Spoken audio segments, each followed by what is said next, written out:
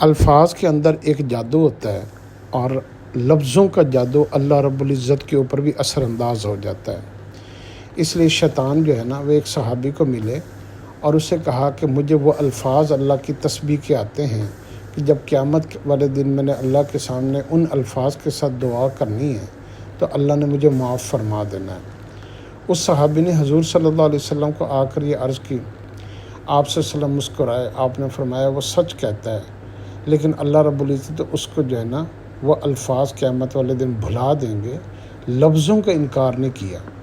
اس لیے خوبصورت جو الفاظ ہوتے ہیں نا، وہ اللہ رب العزت کے اوپر بھی اثر انداز ہو جاتے ہیں۔ اگر انسان اللہ کے حمد و ثنا، اللہ سے کو پکارنے کے بہترین، عمدہ اور اعلیٰ ترین الفاظ کو حدیث اور قرآن کے اندر ڈھونڈ کر اللہ سے دعا مانگے گا تو اس کی دعا کبھی بھی ریجیکٹ نہیں ہو سکتی، کیونکہ لفظ جو ہے نا وہ اللہ کے اوپر اثر انداز ہوتے ہیں، اور خاص طور پر خوبصورت الفاظ۔ اس لیے اگر آپ دنیا میں بھی خوبصورت الفاظ کو اپنی زندگی کا حصہ بنائیں گے تو لوگ آپ کے گرویدہ ہو جائیں گے، اور اگر آپ اللہ کے حمد و ثنا اور عظمت اور بڑائی اور قدرت کی تسبیح اللہ کے سامنے بیان کریں گے تو اللہ رب العزت بھی ان لفظوں کو خالی نہیں لٹائیں گے۔ یہی وجہ ہے کہ ابراہیم علیہ السلام کے پاس جب فرشتے آئے نا اور آپ بکریاں چرا رہے تھے تو اس وقت جو ہے نا اس فرشتے نے اللہ کے حمد و ثنا کے بارے میں کچھ کلمات کہے تو آپ اتنا گرویدہ ہو گئے، آپ نے فرمایا تم دوبارہ کہو، تو اس نے آدھی بکریاں لے لی۔ پھر آپ نے فرمایا دوبارہ کہو، پھر اس نے باقی آدھی بکریاں لے لی۔ پھر آپ نے فرمایا ایک دفعہ دوبارہ سنا دو۔ اتنے خوبصورت الفاظ تھے، کیونکہ دوست تھے نا تو دوست کی تعریف پسند آتی تھی۔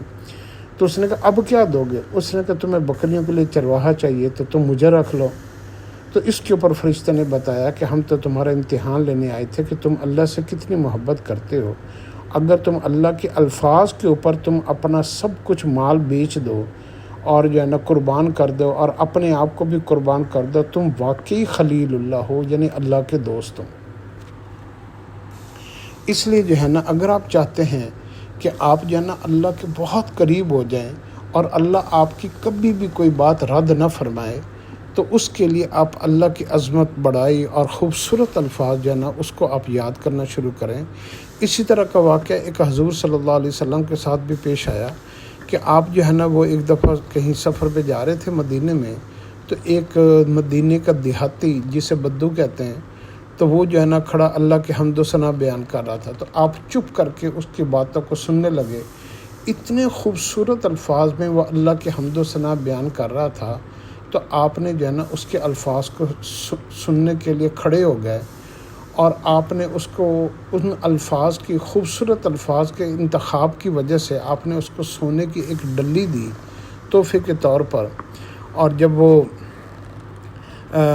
اس بدو نے پوچھا کہ آپ مجھے اس وجہ سے دے رہے ہیں کہ میں آپ کے ننیال کی طرف سے رشتہ دار لگتا ہوں، تو آپ نے فرمایا نہیں، میں اس وجہ سے نہیں، بلکہ اس وجہ سے جو تم نے خوبصورت الفاظ کہے ہیں۔ تو الفاظ جو ہے نا اس کی بڑی ویلیو ہوتی ہے۔ تو آپ جو ہے نا اپنے قرآن پاک، دعا کے اندر، اللہ کے حمد و ثنا کے اندر خوبصورت الفاظوں کو ڈھونڈے۔ اولیاء اللہ، انبیاء علیہ الصلوۃ والسلام، یہ اللہ کی، ان کی سب سے بڑی دعا کون سی ہوتی تھی کہ اللہ کی بڑائی کا کوئی ایسا خوبصورت جملہ کہہ دیں جو اللہ کو پسند آ جائے۔ ہم تو دنیا دار لوگ ہیں نا، تو ہم دنیا مانگتے ہیں، یہ مل جائے، وہ مل جائے، میرے بچوں کا مسئلہ ہو جائے، میرے گھر کا مسئلہ ہو جائے۔ ہم ہر وقت حاجات کی دعائیں مانگتے ہیں، یہ بھی جائز ہے۔ ہم ہر وقت اپنی مشکلات کو حل کرنے کی دعائیں مانگتے ہیں، یہ بھی جائز ہے۔ لیکن نبیوں کو سب سے خوبصورت الفاظ کیا ملے تھے کہ اللہ کے حمد و ثنا، اللہ کی بڑائی، اللہ کی عظمت کے خوبصورت الفاظ، یہ نبیوں کے حصے میں آئی تھی۔ نبیوں کی دعائیں یہی ہوتی تھی کہ وہ اللہ کی تعریف کے جملے بیان کرتے تھے۔ تو اس لیے حضور صلی اللہ علیہ وسلم نے اپنے حیات طیبہ کے اندر ایک ہی حج کیا ہے، اور آپ نے اس حج کے دوران میں بیت اللہ کا اور جب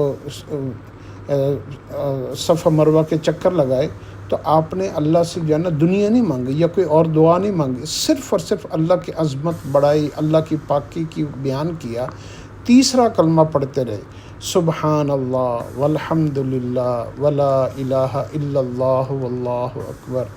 بڑا خوش نصیب انسان وہ ہے جس کو اللہ کی تعریف بیان کرنا آ جائے، اللہ کی عظمت کو بیان کرنا آ جائے، اللہ کی بڑائی کو بیان کرنا آ جائے، اللہ کی شان کے قصیدے اس کو آ جائیں، اللہ کی تعریف اور اللہ کی جو ہے نا قدرتوں کو بیان کرنے والا بن جائے۔ اللہ ہمیں اس کی سمجھ عطا فرمائے۔